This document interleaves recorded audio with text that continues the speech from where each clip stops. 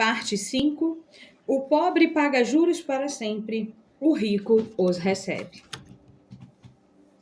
A verdade, porém, é que não há uma resposta única e simples para cada decisão financeira tomada. Como falamos anteriormente, este livro não pretende passar uma receita pronta para a riqueza, até porque ela não existe, nem ditar o que é prioridade para você.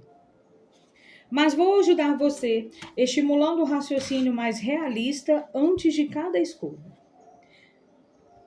evitando que o puro apelo consumista seja seu guia o tempo todo.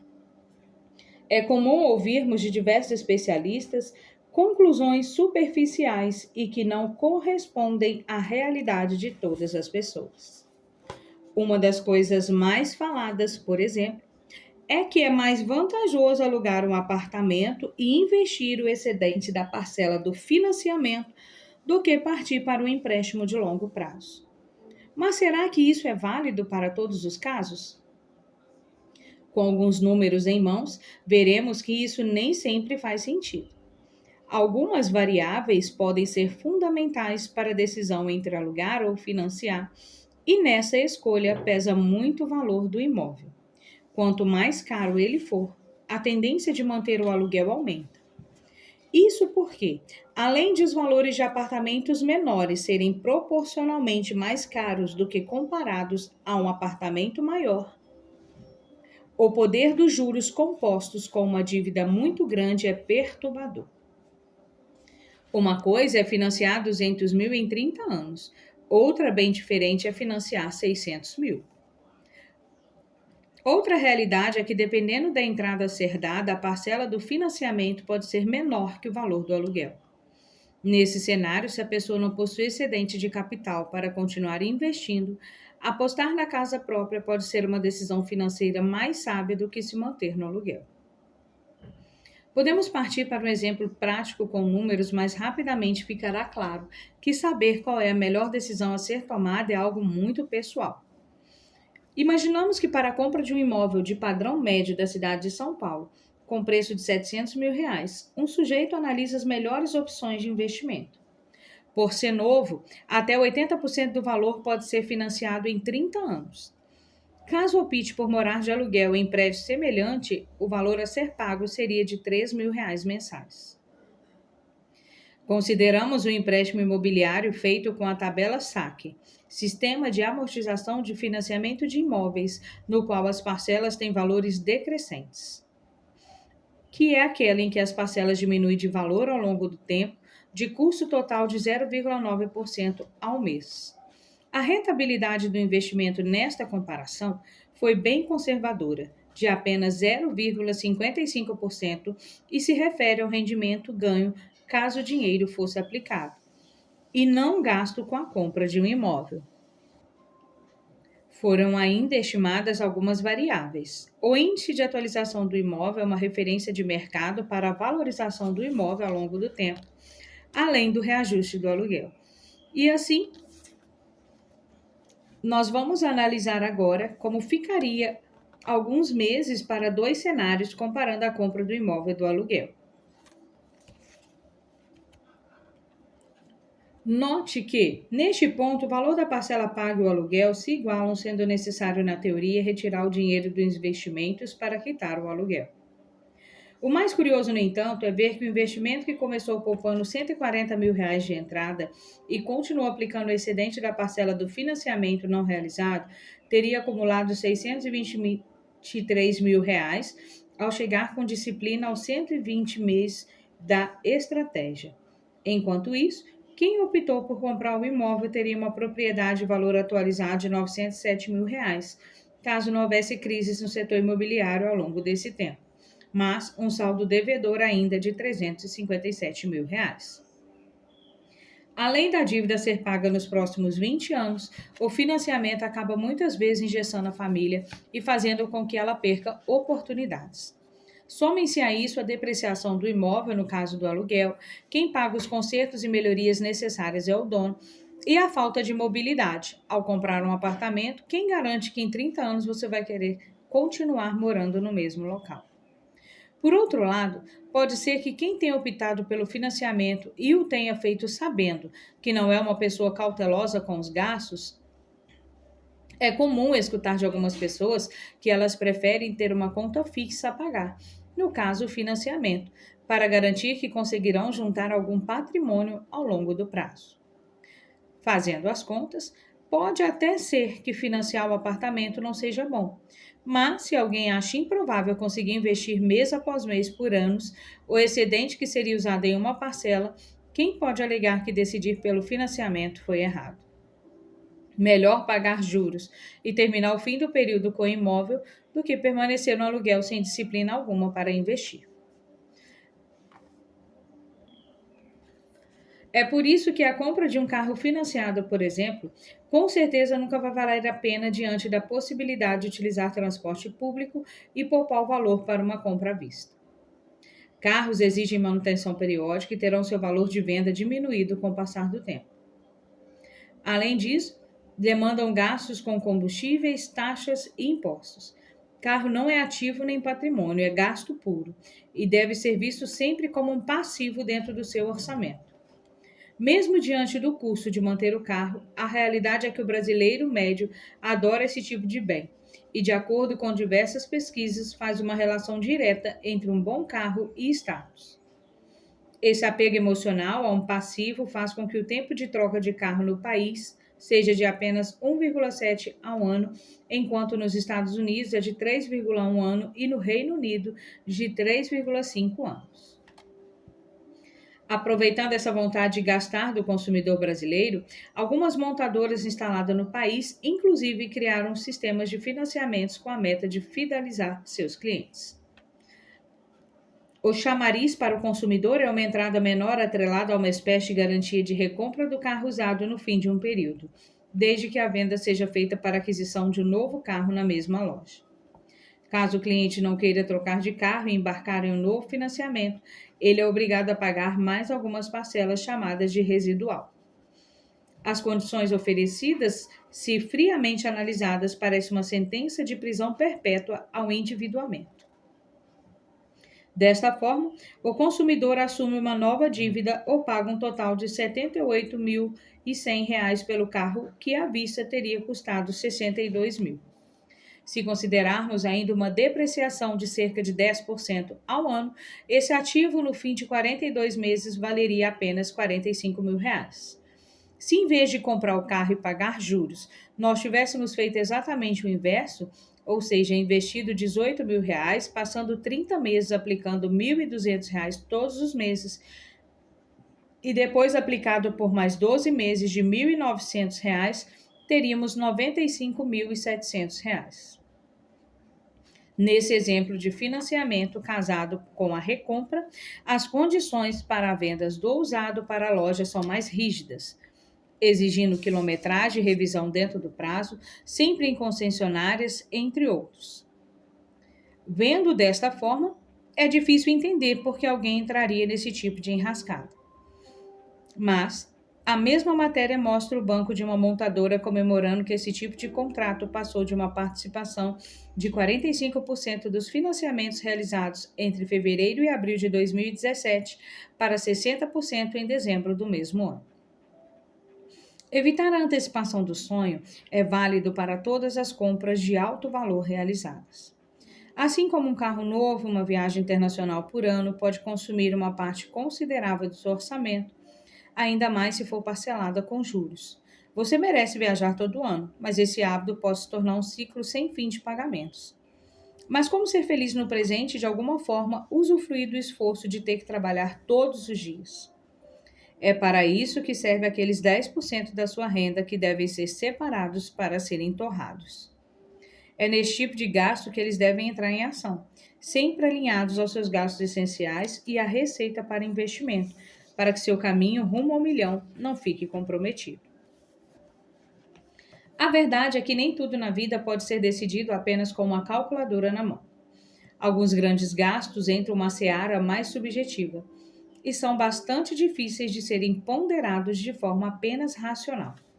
Entram nessa categoria viagens, uma festa de casamento para muitos convidados ou até mesmo a decisão de ter filhos. Uma viagem ao exterior pode ser preparada com bastante antecedência para evitar o custo de parcelas. Uma festa de casamento pode manter um orçamento apertado. Um bebê pode ser planejado para o momento da vida financeira mais tranquila. A conta é simples. Caso você deseje ter mais capital para gastar com algo, terá que cortar despesas fixas e essenciais ou começar a ganhar mais. O melhor modelo de orçamento para sua renda será sempre aquele que você mesmo aprendeu a construir. Encontrar o equilíbrio entre seus gastos, investimentos e prazer pode ser muito difícil, mas um rápido checklist pode ser feito antes de toda compra e auxiliar na tomada de decisão. Checklist para decisões de alto impacto financeiro. De que lado estão os juros? Do seu ou do banco? Você está antecipando um sonho para poder ser usufruído com mais tranquilidade no futuro? Com esta decisão, conseguirá manter sua meta de investir pelo menos 30% da renda todos os meses? A motivação para este gasto é realmente importante para você ou apenas um ato consumista? Avalie o gasto e espere alguns dias para reavaliá-lo. Pondere se será necessário utilizar o cheque especial ou pagar juros altos. Pode ser que em pouco tempo seu impulso tenha diminuído e você nem considere mais o gasto tão importante. Acredite, a pressa não é só inimiga da perfeição, mas do seu bolso também.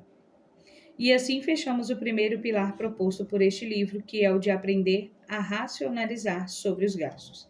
A partir de agora, você entende como o poder dos juros joga contra ou a seu favor, sabe da importância de racionalizar seu orçamento e repensar seus impulsos consumistas. Uma vez que ter dinheiro e exibir bens e luxos não é necessariamente sinônimo de riqueza. Seu salário pode ser mais alto do que o dos seus amigos. Sua renda pode ser suficiente para ter um bom padrão de vida comparado à maioria dos brasileiros. Não importa quanto entra, se a saída de capital ao longo do tempo for maior e o saldo for negativo, tenho que lhe avisar: você não é rico. Se você sonha com um salário maior, pensando apenas no carro bonito, nas viagens de luxo para postar nas redes sociais, no consumismo desenfreado e ao conseguir uma promoção, automaticamente aumenta seu padrão de vida, sem pensar no futuro, você provavelmente também não será rico. O dinheiro, junto com a ostentação, pode ser apenas uma máscara da riqueza se for desperdiçado, mal aplicado e não der garantias para o futuro. Quem esbanja não necessariamente tem uma conta bancária sólida e está preparado para todo tipo de eventualidade. Assim como usar uma máscara de super-herói no carnaval não lhe dá poderes de verdade. Ter dinheiro não o tornará rico enquanto você construir com ele apenas alicerces para a pobreza. E agora, primo, vamos investir? Pilar 2, investir melhor. Realizando projeções realistas. Existe um comportamento comum com todas as pessoas que pretendem começar a investir. Ao decidirem se vale a pena aportar recursos em uma determinada aplicação, olham primeiro para o rendimento. Se ele for satisfatório, passam para a próxima etapa, a de verificar outras condições. Caso contrário, a aplicação é desconsiderada. Esse comportamento é errado por diversos motivos, mas existe uma falha principal nele, a de execução. Isso porque, para descobrirmos se o rendimento de uma aplicação é satisfatório ou não, temos que recorrer a uma projeção. Só que poucos sabem fazer projeções realistas. A maioria das planilhas e cálculos acaba sendo muito mal utilizada, e oportunidades que às vezes não são ruins são abandonadas por simples erros de conta. Há uma maneira de comparar diferentes aplicações no mercado financeiro que carinhosamente apelidei de triângulo de Nigro. Não inventei a teoria, mas é a fórmula que encontrei para simplificar a avaliação de aplicações no mercado financeiro. O triângulo de Nigro considera que todo investimento deve ser observado em 3 pontas: a do risco, a da liquidez e a do rendimento. As 3 pontas apresentam uma relação muito íntima. Se uma aplicação é arriscada para o investidor, esse risco que será tomado deve ser convertido em um prêmio. Nas demais pontas do triângulo, é preciso ganhar algo com o que está na ponta oposta do que se escolhe. É o que vemos, por exemplo, no mercado de ações. Quando o investidor decide entrar na bolsa de valores, o risco da operação é muito maior, por ter de lidar com as oscilações de preços e o desempenho das empresas de capital aberto. Todavia, esse risco maior é compensado por maiores possibilidades de ganhos. No período de 1995 até 2018, por exemplo, enquanto o CDI rendeu aproximadamente 9,35% ao ano em retornos reais, ajustado pela inflação, a ação da Ambev devolveu a seu acionista 18,12% ao ano. Agora podemos pensar em outro exemplo, focando a liquidez, os CDBs. Encontramos no mercado CDBs de uma mesma instituição, mas com diferentes prazos. Por serem da mesma instituição, o risco de crédito é sempre o mesmo, mas a mudança de liquidez também interfere no rendimento da aplicação. A imagem apresenta dois CDBs de uma mesma instituição, mas enquanto um vence em 365 dias, o outro termina em 1.096 dias. Essa diferença de vencimento, por sua vez, foi compensada pelo rendimento da aplicação, que passou a ser de 119% do CDI. Imagine que você tenha dinheiro aplicado no banco e pode resgatá-lo a qualquer momento. Seu ganho hipotético é de 10% ao ano. Se seu gerente propuser travar essa aplicação por 10 anos, o que você vai fazer? Resgatar ou continuar com a aplicação? Depende. Se ele te oferecer uma taxa maior para compensar esse benefício de resgate imediato, que você não terá mais, você pode cogitar deixar seu dinheiro aí. Por isso, a ideia do triângulo de Nigro é simples. Na hora de analisar suas aplicações, faça uma comparação entre as aplicações disponíveis e veja qual faz mais sentido, de acordo com o prêmio que elas oferecem. Se no exemplo anterior os dois CDBs tivessem a mesma rentabilidade, a melhor opção claramente seria o CBD com maior liquidez, ou seja, com a menor taxa de vencimento. Isso porque você teria acesso mais rápido ao seu investimento sem nenhum contra-ataque, comparando ao CDB de maior data de vencimento. Para efeitos de comparação, sempre avalie algum título público também, preferencialmente o Tesouro Selic, já que ele é mais seguro do que o Brasil, teoricamente. Se entre o Tesouro Selic e o CDB não houver um prêmio que justifique o seu maior risco na operação, você deve optar pelo menos risco, que é o Tesouro Selic. Calcular corretamente faz a diferença. Errar décimos da inflação ou esquecer de contabilizar o imposto de renda na projeção pode fazer você tomar uma decisão fora da realidade. Podemos ir um pouco além e notaremos que, apesar de alguns até se lembrarem de adicionar essas variáveis, não sabem como calculá-las da forma correta. Presenciei muitos casos em que, por exemplo, investidores descontaram a inflação de um período apenas subtraindo a taxa de inflação da taxa de juros nominal. Isso está errado, mas é o tipo de resultado que compartilham na internet, em livros, no trabalho e entre amigos. Em um investimento de 200 meses com valor inicial de 1.000, as aportes mensais de R$ 500, podemos perceber que, se considerarmos a inflação, o valor da projeção será muito maior do que o que vamos obter ao fim. Se ainda considerarmos a inflação, mas apenas a subtrairmos do rendimento, também teremos como resultado um valor superior ao efetivamente correto. A metodologia correta para esse tipo de cálculo está indicada a seguir. Se você for do tipo que nunca gostou de números nem de fazer contas, essa pode ser uma boa hora de você mudar de ideia.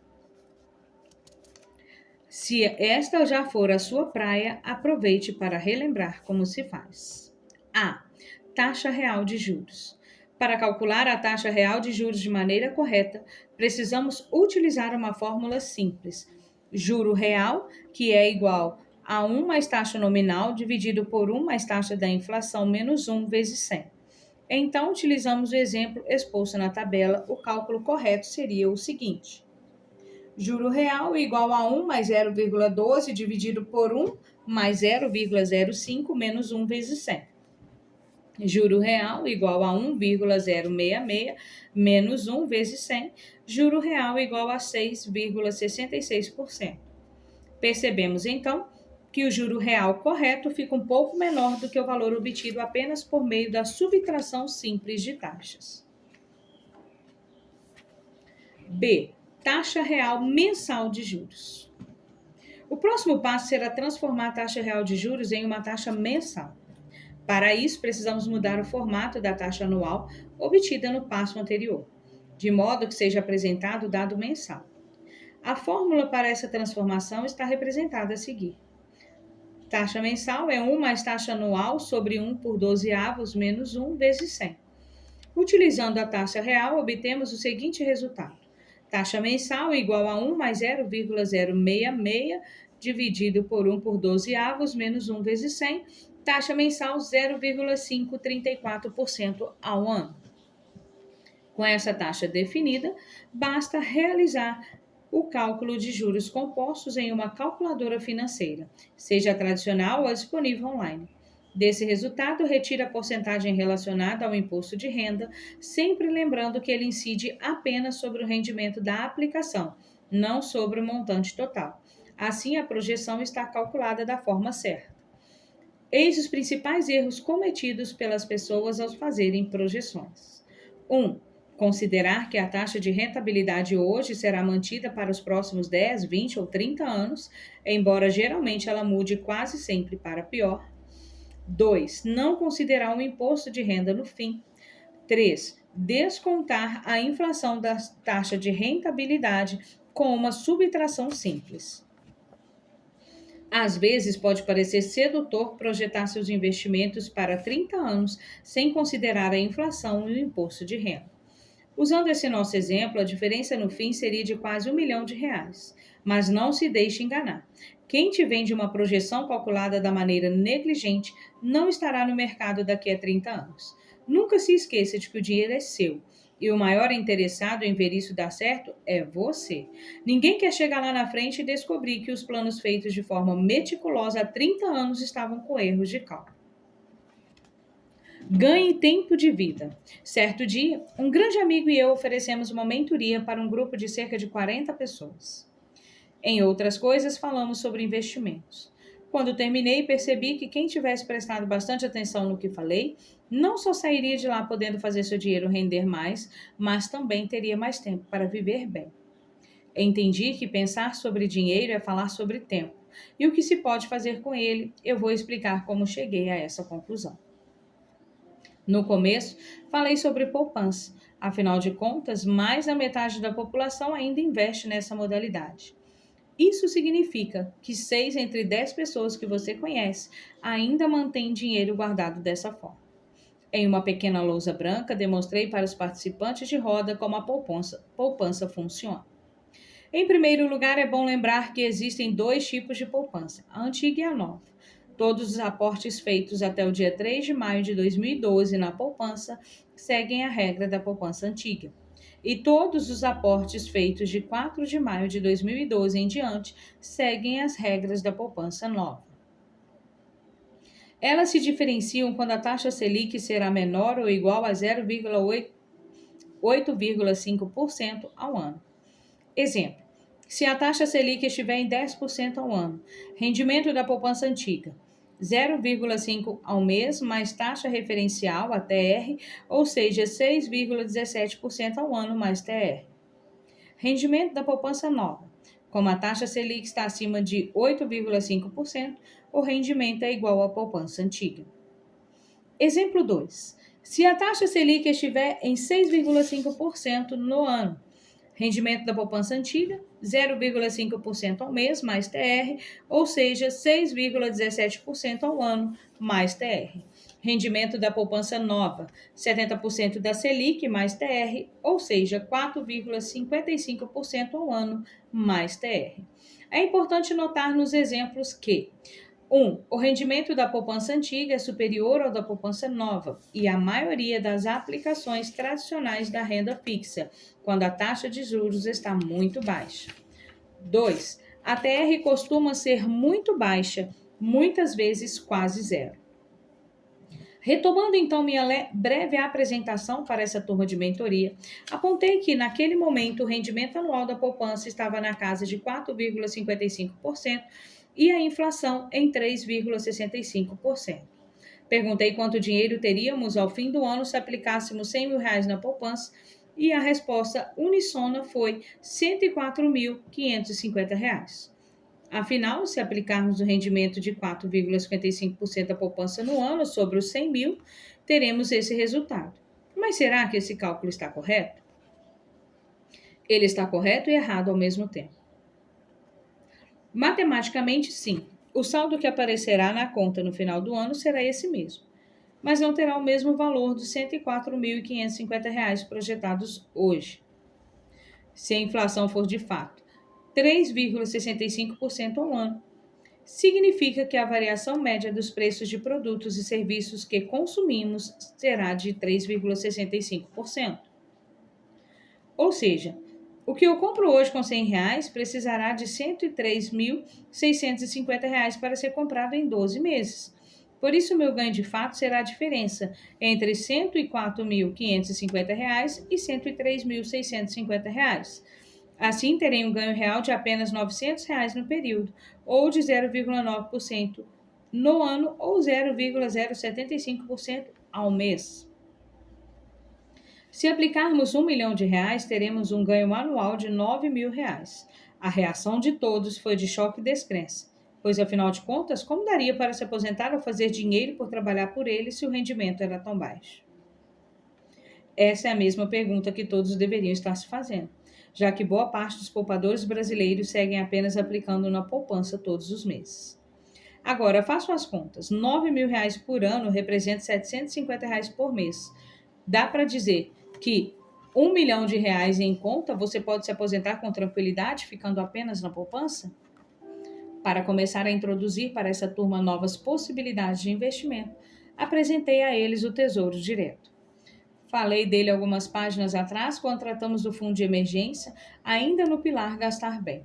E adiante teremos outros detalhes. Mas é importante entender que o Tesouro Direto apenas apresenta diversas opções de títulos com características e objetivos diferentes. O mais tradicional deles é o Tesouro Selic, que é a aplicação mais conservadora do Brasil. Ele tem por característica um rendimento em linha com a taxa básica de juros do país, a Selic. Só que, ao contrário do que a maioria sabe, não existe apenas uma taxa Selic. Não iremos entrar em muitos detalhes, mas em termos gerais ela se divide em Selic Meta, aquela estipulada pelo Comitê de Política Monetária, o Copom, e a Selic Over, sempre um pouco menor, obtida a partir do financiamento do mercado interbancário lastreado em títulos públicos. O rendimento do Tesouro Direto Selic se baseia na taxa Over. No dia da minha apresentação, em junho de 2018, a Selic Meta estava em 6,5% e a Selic Over em 6,4%. Ora, se o Tesouro Selic rende 100% da Selic Over, então a rentabilidade no ano será de 6,4%. Diferentemente da poupança, que tem isenção de impostos de renda para o investidor, pessoa física, até certo limite. No Tesouro Direto existem descontos do imposto de renda, conforme já apresentado no pilar 1 deste livro. Ou seja, se o resgate for realizado depois de 1 ano, seu imposto de renda será de 17,5% sobre o lucro. Isso significa que a rentabilidade de 6,4% bruta será de 5,28% líquida. O ideal é que você resgate as aplicações de renda fixa sempre depois de 2 anos, para uma melhor otimização do imposto de renda. Por isso, usarei 15% como referência para cálculo. O Tesouro Selic, no exemplo, teria um rendimento líquido de 5,44% ao ano. Se retirarmos a inflação de 3,65% no ano, teremos então um rendimento real e líquido de 1,79% no ano, arredondado para 1,8%. A conclusão é que, se na poupança o rendimento é de 0,9% ao ano real e líquido, e no Tesouro o rendimento é de 1,8% ao ano real e líquido, a rentabilidade que conquista em um ano no Tesouro é muito próxima à encontrada em 2 anos de poupança. A cada 10 anos, aplicando no Tesouro, tem um rendimento semelhante ao de 20 anos aplicado na poupança. É este o poder de aplicar melhor. Não é só dinheiro que ganhamos, é tempo.